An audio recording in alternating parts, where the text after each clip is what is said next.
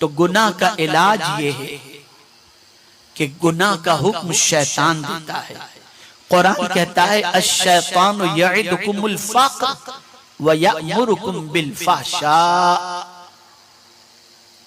शैतान तुम्हें तंगदस्ती का खौफ दिलाता है और बेहयाई का हुक्म देता है। याद रखो, जब कभी बेहयाई का ख्याल पैदा हो, जब कभी अल्लाह न करे जिस्म और खूबसूरती की नुमाइश का ख्याल पैदा हो, जब कभी बेहयाई की दहलीज पर जाने का ख्याल पैदा हो, उसी मौके पर समझ लेना ये हुक्म शैतान दे रहा है, ये शैतान की तरफ से है। बस उसी मौके पर पढ़ लो अऊज़ु बिल्लाहि मिनश शैतानिर रजीम। सर पे दुपट्टा न होगा, दुपट्टा रखने का जज्बा पैदा हो जाएगा, निगाह भटकने वाली होगी, झुकती चली जाएगी, बेहयाई की तरफ बढ़ने वाला कदम रुकता चला जाएगा। इसलिए कि तुमने उस अजीम रब की पनाह मांगी है, जो रब पनाह मांगने का हुक्म अता फरमाता है। और उसकी शान ये है कि जब कोई पनाह मांगे तो मेरा करीम उसे पनाह अता फरमा देता है। तफसीर रूहुल बयान, हजरत हसन बसरी रज़ी अल्लाह तआला अन्हु ने भी शैतान की शरारतों से और गुनाहों से बचने से मुतल्लिक एक अजीम नुस्खा अता फरमाया। इरशाद फरमाते हैं, जब कोई शख्स खुलूसे दिल के साथ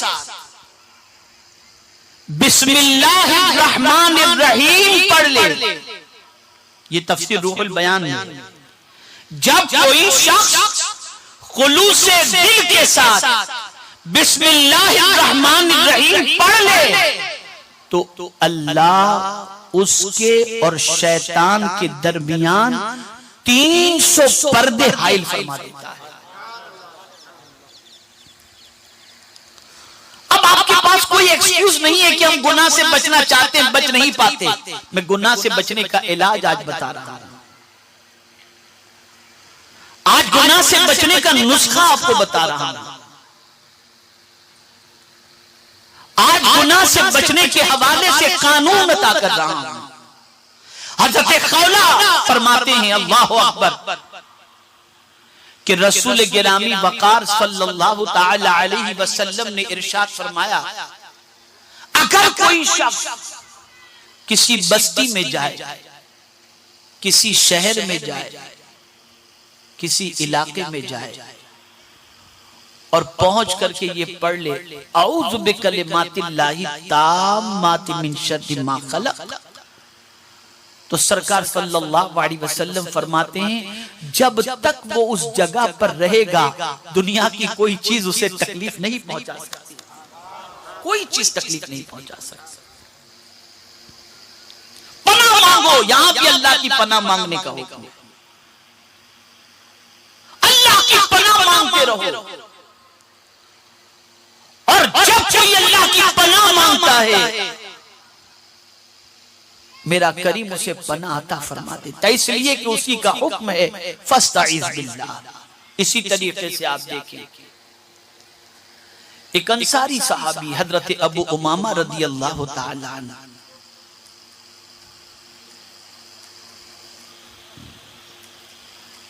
मस्जिद में तशरीफ फरमाते, नमाज का वक्त भी नहीं था, वो आड़े वक्त में मस्जिद में मौजूद थे। आकाई करीम सल्लल्लाहु अलैहि वसल्लम का गुजर हुआ, देखा सरकार सल्लल्लाहु अलैहि वसल्लम ने, तो हजरत अबू उमामा रज़ी अल्लाह तआला अन्हु मस्जिद में बैठे हुए हैं, गमों से निढाल हैं, चेहरा उतरा हुआ है।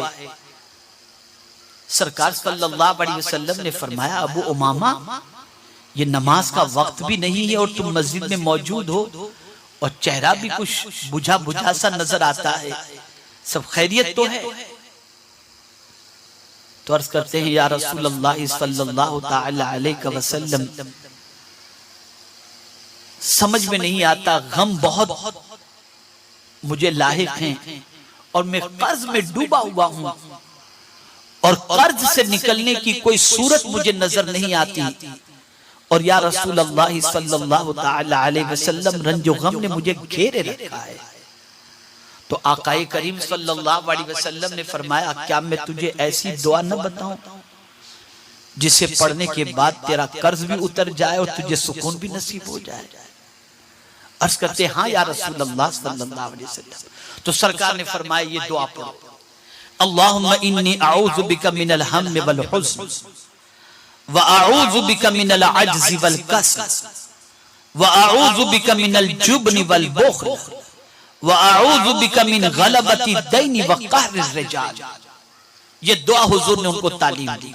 हजरत अबू उमामा रज़ियल्लाहु ताला अन्हु फरमाते हैं कि मैंने ये दुआ पढ़ी, कुछ ही दिन गुजरे थे कि अल्लाह ने रंजो गम भी दूर फरमा दिए और कर्ज से नजात अता फरमा दी। बड़ी बड़ी मुजर्रब दुआ है, बड़ी मुफीद दुआ है, लेकिन इस दुआ के अंदर भी अल्लाह की पनाह मांगी जा रही। अल्लाहुम्मा इन्नी अऊज़ु बिका मिनल हम्म वल हुज़्न। अल्लाह की पनाह मांगो, रंज हो तो पनाह मांगो, गम हो तो पनाह मांगो, परेशानी हो तो पनाह मांगो, सुस्ती हो तो पनाह मांगो, कर्ज हो तो पनाह मांगो, वसावी से शैतान हो तो पनाह मांगो। जब जब तुम पनाह मांगोगे, जिस हाल में पनाह मांगोगे, जिस चीज से पनाह मांगोगे, मेरा मौला अपने हबीब के सदके में उस चीज से तुम्हें अमान अता फरमाएगा। और बात मुझे याद आ गई, आला हजरत अजीमुल बरकत इमाम में इश्क व मोहब्बत की। किसी ने आला हजरत अजीमुल बरकत इमाम में इश्क व मोहब्बत से पूछा, मेरा दिल बहुत कमजोर होता जा रहा है, बैठता जा रहा है, कोई अमल हो तो बताएं जिससे मेरा दिल जिंदा हो जाए और मजबूत हो जाए। तो आला हजरत अजीमुल बरकत इमाम में इश्क व मोहब्बत ने फरमाया कि अपने सीने पे हाथ रखकर 41 मर्तबा या हय्यु या कय्यूम ला इलाहा इल्ला अंता, इतना पढ़ो 41 मर्तबा, तुम्हारा दिल मजबूत भी होगा और जिंदा भी हो जाएगा। तो ऐ ख़वातीन इस्लाम, आज की नसीहत मेरी आपको ये है कि गुनाह का जब कभी ख्याल आए तो समझ लेना ये शैतान की तरफ से है, और आप अगर ये सोचें कि मैं बच नहीं सकूंगी तो आप फौरन औज़ु बिल्लाह पढ़ लें, मेरा मौला आपको गुनाह से जरूर बचा लेगा और अपनी पनाह में जगह अता फरमाएगा।